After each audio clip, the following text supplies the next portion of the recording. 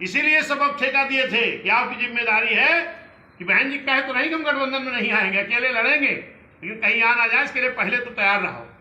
पहले वो बोले कि अगर आज ये हम बहरे हो जाए, आज ये गारंटी की ले, गलत कह रहा हूं क्या?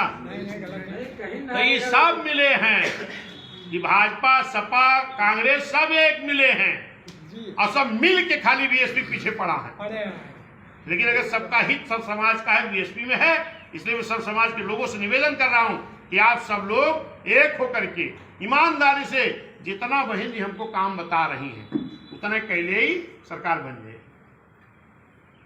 बूथ पे 6 आदमी बनाना कोनो बड़ा काम है यादव जी, लेकिन मेहनत करे पड़े, जाए के हुआ तराशे के पड़े, जो ना आप कहो ना कई दिन लगे बनाओ, हमें कोई समय ना बात है, लगाओ 10 दिन, 10 बूथ बनाओ, कई दिन में एक बनाओ, लेकिन जांच पर रख लिया के तोहरे बुलाए आए, के तोहरे बस्ता पे बूथ लगाए, के तोहरे बूथ पे एजेंट बने, एक देख सुन लिया ईमानदारी से, और जब मीटिंग बुलाई जाए तो जे आवेगा हाँ करे।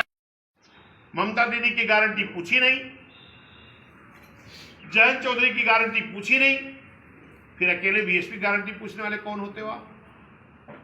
लेकिन ये ठेका यही लिए थे। बहन जी कह रहे थे हम अकेले लड़ेंगे, इनको डर था भाजपा वालों को कहीं ऐसा ना हो लास्ट तक बहन जी आ जाए। अगर इंडिया गठबंधन बहन जी आ गई, भाजपा वालों को मालूम था कि हम पूरे देश में साफ हो जाएंगे, क्योंकि बीएसपी पूरे देश में है। भले हमारे विधायक सांसद नहीं जीते हैं, कम है, हमारे बाहर पंजाब में भी 18 से 25 साल तक 3 रहे, अब 3 सीनियर लोग रहे, ठीक रहेगा ना? क्योंकि आज का सबसे ज्यादा जो नौजवान है, ये नौजवान बहन जी की सरकार को नहीं देखा है। ये नौजवान है, कितने साल उम्र है बेटा? हाँ 20 साल उम्र है।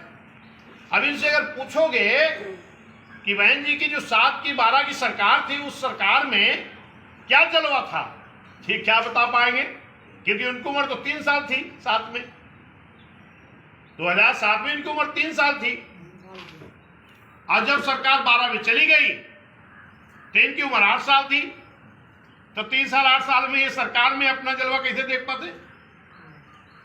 और आप लोग बता नहीं रहे हो, और ये कमेटी में है नहीं कि आप बुला के भी लाओ, इनको भी किसी पद बना देना आप लोग बातचीत करके। और जो 25 साल का नौजवान है बीच का, उसे भी जोड़ लो, 25 साल की उम्र की भी जो आज हमारा नौजवान तैयार हुआ है, इसकी उम्र 7 में 8 साल थी और 12 में सरकार गई तो 13 साल थी, वो भी नहीं समझ पाया। कितना कष्ट हमारे पुरखों ने झेला है। हमारे जो बुजुर्ग लोग थे इनसे पूछो, ये अपने घर पर, अपनी चरपाई पर, अपनी टूटी कुर्सी पर नहीं बैठ पाते थे, वाले नहीं उठते, कोई बैठ जाते, अपनी चरपाई पर नहीं बैठ पाते थे। अगर कहीं बैठे मिल जाए, बता दो बैठे मिल जाए, और कुछ लोग जाते थे उधर से, तो क्या हो तो उधर भुइयां बैठ जाते हैं। सही है गलत है? ये कब से हमें इतना अधिकार मिला? जब उत्तर प्रदेश की मुख्यमंत्री माननीय बहन जी बनी, जब शेर और बकरी सब एक घाट पर पानी पीना शुरू किए, जब सब लोग एक बराबर के स्थान पर बैठने लगे। आप देखो हमारे कोषाध्यक्ष जी, आप लोग, हम सब लोग साथ बैठे हैं, एक भाईचारा है, यही तो अच्छा है ना? बाबा साहब ने संविधान में भी ये लिख करके गए हैं, इस देश का जो संविधान बाबा साहब ने बनाया है, उन्होंने सभी जाति धर्म समाज के लोगों के लिए बराबर का स्थान दिया है। तो आज की जो भी सरकारें चल रही हैं, अगर ये कहते हैं कि हम बाबा साहब के संविधान को ईमानदारी से लागू करेंगे, कि इनको इस देश में रहने वाले सभी जाति धर्म समाज के लोगों को बराबर का सम्मान देना चाहिए, लेकिन आप ये तो भाईचारा बिगाड़ रहे हैं। आज उत्तर प्रदेश के मुख्यमंत्री क्या बोल रहे हैं? अब तो चुनाव 2080 का होगा। क्या है ये 2080? क्या है मतलब? उनका कहने का मतलब है कि 20% मुस्लिम, 80% हिंदू का होगा। अरे भाई, इसी देश में रहने वाला हिंदू, मुस्लिम, सिख, ईसाई, बौद्ध, फारसी भाई भाई के नारा देके देश की आजादी कराई गई है। जब देश की आजादी के लिए नारा लग रहे थे, खून की होली खेली जा रही थी, तो यही नारा लग रहा था ना, हिंदू, मुस्लिम, सिख, ईसाई, बौद्ध, फारसी भाई भाई। और आज क्या लगता है कि अकेले देश मेरे बाप का है। ये देश किसी के बाप का नहीं है, ये देश अम्बेडकर साहब, बाबा साहब बनाए हुए संविधान का है। उस संविधान के बल पर देश चलेगा। और ये बहुजन समाज पार्टी इस देश में हुकूमत लाना चाहती है। बहुजन समाज हुक्मरान बनेगी तभी बाबा साहब बनाया हुआ संविधान ईमानदारी इस देश में लागू होगा, वरना नहीं लागू। हमें इस देश को हुक्मरान बनाना है और इसके लिए हमें बूथ सेक्टर कमेटी दुरुस्त कर लो बस। अगर बूथ अच्छा बन गया तो हम भी काबिल हैं, ये कमेटी भी जो बैठी इधर काबिल है। अगर बूथ वाले हमारे अच्छे ना बने तो हम सब बेकार हैं, हम सब बेकार हैं फिर। हाँ जी करेगा। और बूथ अच्छे बन गए, अगर बूथ पे हमारी कमेटी अच्छी बन गई तो बूथ जीतोगे कि नहीं? अगर बूथ जीतोगे तो विधायक जीतेगा कि नहीं? और विधायक जीतेगा अगर बीएसपी का तो सरकार किसकी बनेगी? जोर से बोलो, बीएसपी की, बहन जी की सरकार बनेगी। तब हम लोग हक हकूक मिलेगा, तब हमें सम्मान से जीने का अधिकार मिलेगा। इसके लिए हमें कोई जल्दबाजी नहीं करनी है।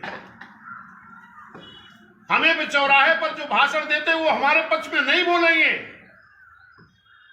अखबार पलटोगे तो हो सकता है उसमें हमारे जो हम कर रहे हैं नहीं लिखा मिलेगा। सवाल नहीं उठता, कहीं लिखा नहीं। तो आपको बूथ वाइज अपनी बात जाके कहने की जरूरत है। फिर आएंगे, फिर बात करेंगे। हम आपसे आज हाथ जोड़कर इतने निवेदन करने आया हूं कि मैं माननीय बहन जी ने हमें उत्तर प्रदेश का अध्यक्ष तो बनाया है, लेकिन मैं भी बूथ सेक्टर से निकल करके आया हूं। मैं आज का नहीं हूं, मैं भी सेक्टर अध्यक्ष रहा, बूथ अध्यक्ष रहा, तब मुझे तजुर्बा मालूम है कमेटी बनाने का, गठन करने का।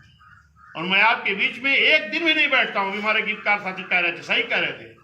मेरा आप फेसबुक चेक कर लेना, एक्स चेक कर लेना, किसी दिन मैं खाली नहीं बैठता हूं। आज मेरा कार्यक्रम टांडा था, कल मेरा कादीपुर था, लेकिन कल बहन जी ने जब मीटिंग बुलाया है, भाईचारा कमेटी बहन जी ने फिर बनाई है, तो हमने कहा टांडा जाएंगे, फिर कादीपुर तो बेकार हो जाएगा। तो फिर कल मैं इधर ही रहा आपके रामनगर में, आज मैं आपके यहाँ हूँ, कल बहन जी का मीटिंग करके फिर निकल जाऊंगा बाहर। फिर तो आप लोग इस कमेटी को अपनी जिम्मेदारी समझकर, कि मैं किसी के ऊपर थोप नहीं रहा हूँ, अपनी जिम्मेदारी समझकर कि हमें ये काम करना है, मजबूती से बनाना है और ये सदस्य जरूर बनना है। ये सदस्यता रसीद पहले 200 रुपए की थी। हमारे लोगों ने कहा कि बहन जी ये ज्यादा है। बहन जी कहा चलो भाई, अब बहन जी ने 50 रुपए कर दिया। लेकिन इस सदस्य की अहमियत आप नहीं समझते हो, इसकी अहमियत समझो। एक बार अपनी सरकार चल रही थी, एक साहब हमारे पास आए, कहें कि हमारा लाइसेंस बनना है, हम बहुत पुराने बसपाई हैं, जबकि हम जान रहे हैं बसपा में नहीं है। सही बता रहे हैं, हम कहें ना बहुत पुराने बसपाई हैं, मगर हम तो नहीं जानते। कहें अरे ला रसीद, 10 साल की रसीद निकाल के दिखाई हमें। मिल गया रे को अनिल गौतम कटा ले रे, रसीद कट गया हमारे, लगे करे धाई लिए रे, लिमिनेशन करा के वो आदमी रखा था भैया। एक साजिश हो रही है, सर्व समाज को लेकर के चलने वाली पार्टी को खत्म करने की एक साजिश हो रही है और चौराहे पर इस तरह की बयानबाजी होती है। लेकिन हमें आपको सतर्क होकर के काम करना है। माननीय साहब तो अकेले शुरू किए थे ना, माननीय साहब अकेले चले थे कारवा को लेकर के। आज तो करोड़ों भाई तैयार हो गए हैं बहन जी के साथ। तो हमें आपको अपने हौसले बुलंद करने चाहिए, मन से नेगेटिविटी बाहर करो, पॉजिटिव दिमाग करो और इसको स्वीकार करो। ये बहुजन समाज पार्टी बूथ स्तर पर, सेक्टर स्तर पर भाईचारा तैयार करके सर समाज को जोड़ करके हमने 2007 में पूर्व बहुत सरकार बनाई थी, फिर 2027 में हम बनाने का काम करेंगे। इसके लिए क्या करना पड़ेगा?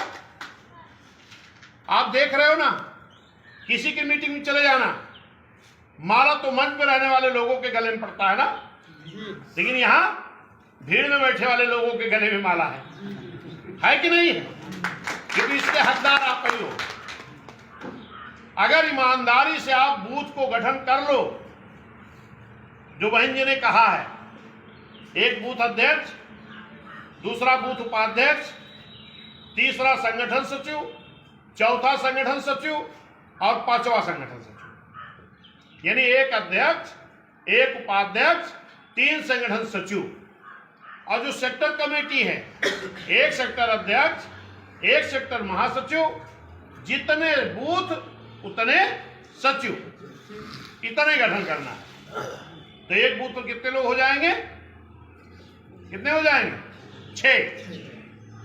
एक सेक्टर सचिव अपनी बूथ पर बाहरी और 5 बूथ के पदाधिकारी। फिर हम आएंगे, आपके भी कैडर करने आएंगे। हमने थोड़ी बात बताई, हम आज कुछ और नहीं बताना चाह रहे हैं। हम इसी पर जोर दे रहे हैं, कमेटी पहले बना लो।